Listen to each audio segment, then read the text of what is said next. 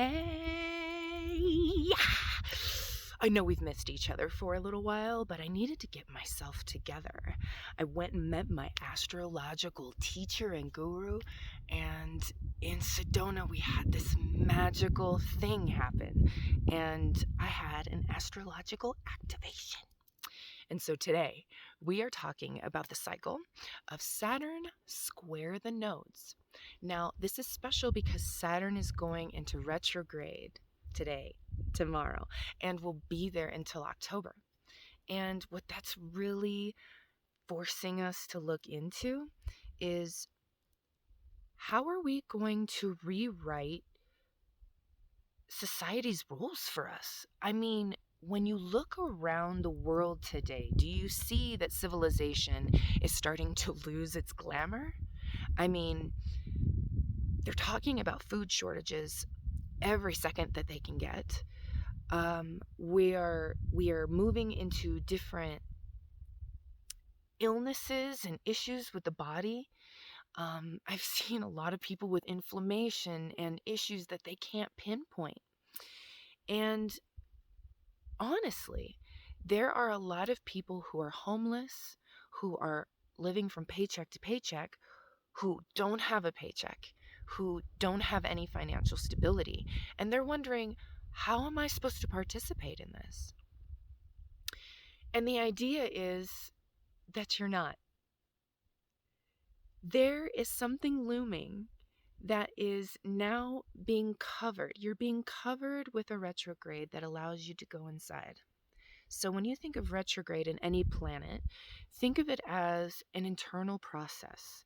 The process in which you take this information, you've been looking out in the world, you've been afflicted with all of these things through media, through social media, through conversations with friends and family, and now you're starting to say to yourself, all right, how does this affect me? How do I want to take this information into my life? And how am I going to revise myself? Because this isn't sustainable, the North Node in Taurus. And this doesn't feel good, and I'm ready to change it, which is the South Node in Scorpio. Now, Saturn is in the sign of Aquarius, and Saturn represents our laws, our governance, what we follow, and what is our tribal connection, not to the ancient lineal tribal connections, but the connections that we've made now in society as being adults, as being maybe young teenagers, what have you. And when it's in the sign of Aquarius, Aquarius is really asking you, are these rules really worth it? And do these rules fit my unique expression? Because the sign of Aquarius, the planet of Uranus, the 11th house, those are all signatures of flipping the script, of looking around and going, that can be done better. I can do this better. I can do this by myself. And so allow these really dynamic energies flow with you, because I'm going to say that it's not going to be exactly easy to incorporate these new ideas that are going to come to you within the next 6 months. It's going to feel less than 6 months, but it's going to feel like challenge, and then it's going to feel like growth, and then it's going to feel like challenge, and then it's going to feel like growth. And that is what a square actually creates. It creates this tension. We call it creative tension in evolutionary astrology, because there is no sign or aspect that is good or bad. All of it is bringing you into a sign of balance, into an area of life where you feel both dichotomies are allowed to be in your life. You don't have to be in this one directive situation. And so that can leave a lot of freedom for one person, but that freedom needs to come in the form of detachment from the material possessions that you're holding on to, the debt that is kind of chasing after you. the sensory overload that you've been giving yourself, you're going to need to start withdrawing little by little, because your body needs more simplicity. The sign of Aquarius really needs nerve, that nerve ending, whether it be damage or feelings of just too much. Happens with the sign of Aquarius. They have a lot of nerve issues. While you're trying to heal some of those really hard situations that you've been through, and letting go of some of the things that you've wrapped around yourself as protection, as comfort. Now, not everything about your life needs to change or is going to change. But the most important things that are going to change most definitely are the things that are sustainable or unsustainable in your life. And that comes in terms of resources. I'm talking about, how is your money situation? How are you spending your money? How many subscriptions do you have? Where are you going to live that's going to give you the best outcomes? Where do you see yourself in a situation where it lasts longer than a couple years? Where do you see yourself for a little while? Because the energies that are coming into the near future, you're going to need to feel stable. You're going to want to feel stable, because after everything we've been through, these shaky grounds they've been difficult. We've had a lot of loss these past couple years. And not that the loss is going to stop per se, but the loss that we experience is going to start coming from a place of what feels like control. We have the control to lose. We can lose control, or control can lose us. So what are you holding on to tightly? What can you let go of? And how will you bring yourself back into alignment so that you can feel nourished again, so that you can feel at peace for a little bit? While this is happening, Venus is also in Taurus, and so is Mercury. Mercury came out of retrograde the day prior. So Mercury comes out of retrograde, then Saturn goes into retrograde. And both of those planets went into retrograde into air signs. So it's a very mental situation that we're running through. But I need to let you know that the mental process is not going to save the situation. It's not going to solve it. What needs to actually happen is connecting with your emotional body, meaning have some damn fun, run around, get in some water, go somewhere this summer, jolt yourself, masturbate, have sex, have human connection, hug for a long time, hold hands with your friends. I need you to feel that connection in your body because it's been lost.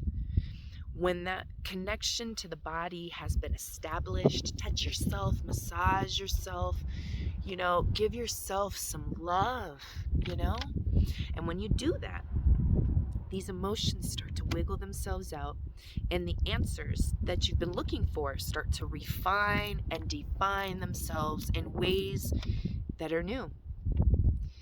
We always talk about these new things, and while the moon cycles are important, they're a blip in the radar. When we're talking about these larger planetary alignments, we're talking about time here. We're talking about months of allowing yourself to pace through the movements. This is not supposed to be a fast transaction.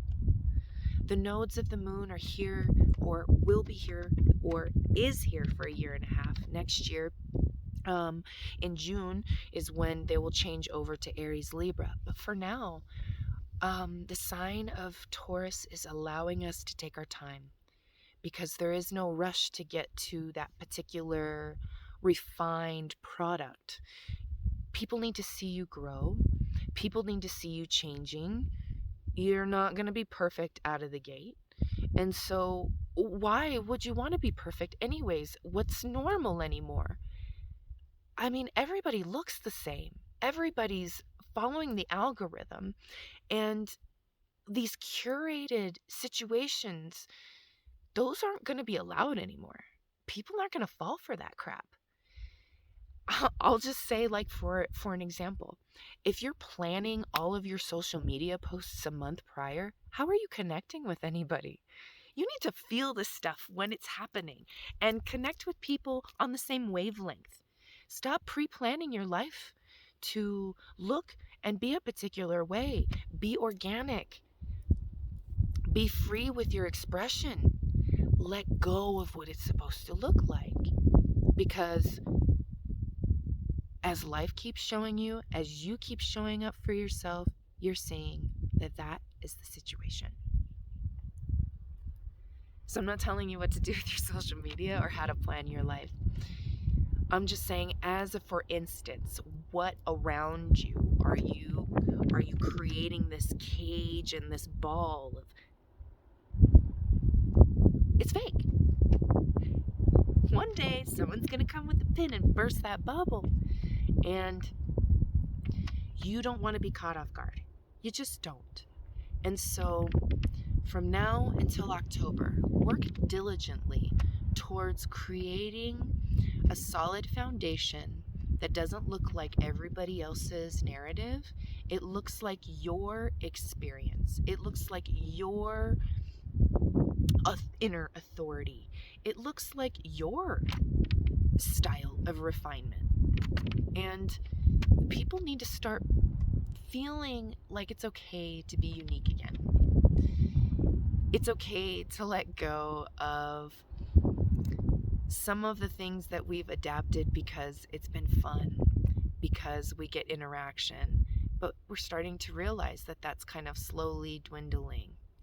And so in order to revive our social media platforms, in order to revive our connection to life, our connection to our sustainable living, and how we feel about the rules and laws that we've created for ourselves, in order to feel connected,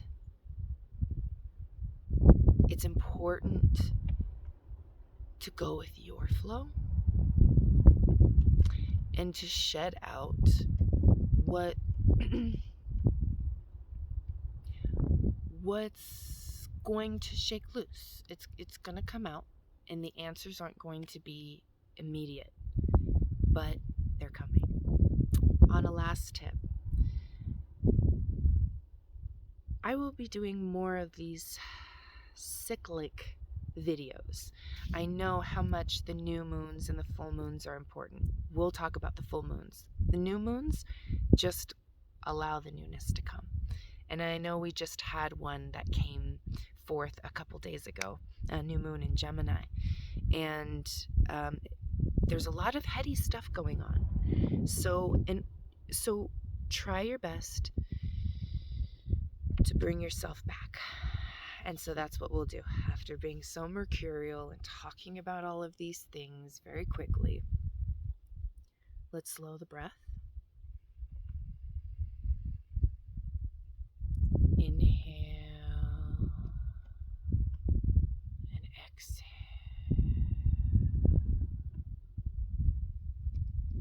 Inhale.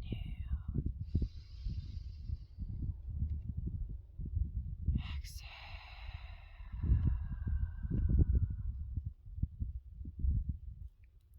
Take your time. Trust your process.